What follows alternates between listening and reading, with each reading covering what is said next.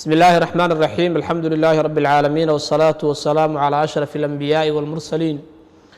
سيدنا محمد وعلى آله وصحبه أجمعين. السلام عليكم ورحمة الله وبركاته.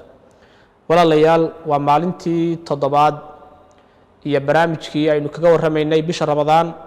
أحكام تيدا فضائل كذا آداب تيدا يسيارة قف كمسلم كجوا فائدة سنة. وحين كسر قاضينا فرق كان تضباد مانت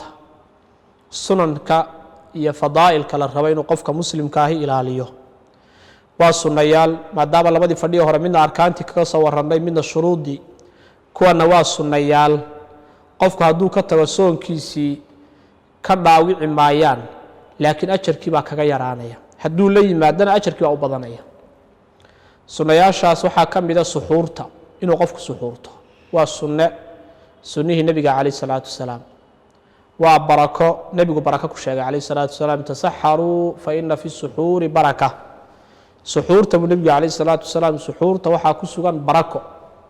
xataa nebigu wuxuu gaadhsiiyey haddaan qofkiin wax kala cunahayn war biyo xataa ha qurquriyo biyo yar xataa ha qurquriyo barakadii baa u xasilaysa oo helayaa ayuu nebigu calayhi salaatu wasalaam waxaa ka mid ah afurka oo la dedejiyo oo waqti hore la afuro fadaa'ilka la raba in la ilaashaday ka mid tahay oo nebigu wuxuu yihi calayhi salaatu wasalaam laa yazaalu nnaasu bikhayrin maa cajalu lfitra wa akharu suxuur dadku khayr ka zuuli maayaan intay afurkana dedejinayaan suxuurtana dib u dhigayaan oo suxuurtana waxaa rabaa in dib loo dhigo oo marka waaga berigiisu soo dhow yahay la suxuurto oo qofku waaga uunu iska ilaaliyo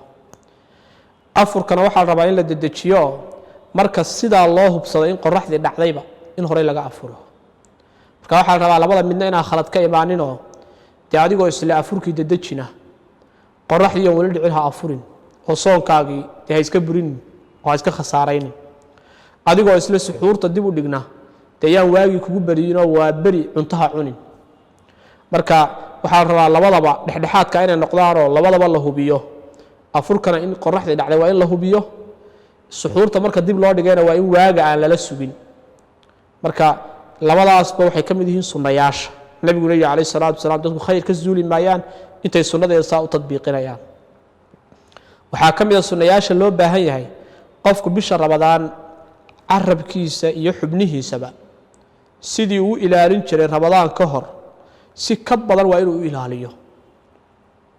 si ka badan waa inuu ilaaliyo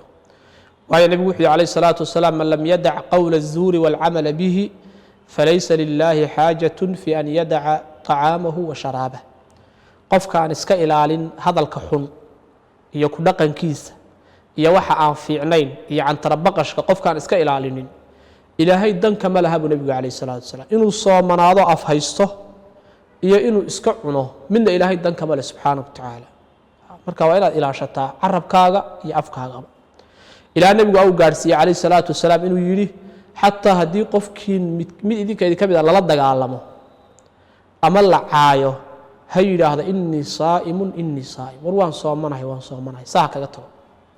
fiiri ramadaanta iyo soonku waa tarbiyo waxaa lagu barayaa nin kula dagaalamaya inaad halkaa ka martoo tahay war waan soomanahay cibaadadeedaan ilaashanaya waxaa ka mid ah in la badiyo sadaqada iyo ducada iyo khayrka guud oo nebigu calayhi salaatu wasalaam sida sugan nebigeenu calayhi salaatu wasalaam wuxuu ahaa ajwad annaas dadka ugu deeqsisanaa wa kaana ajwada maa yakuunu fii ramadaan waqtiguu ugu deeqsisan yahay ee ugu waxbixin badan yahayna bisha ramadaan bay ahayd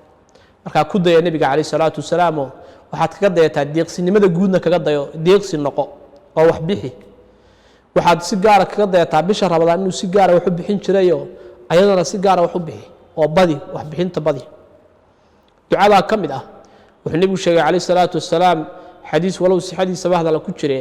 inuu nebigu yihi calayhi salaatu wasalaam ina lisaa'imi dacwatan maa turad qofka soomani wuxuu leeyahay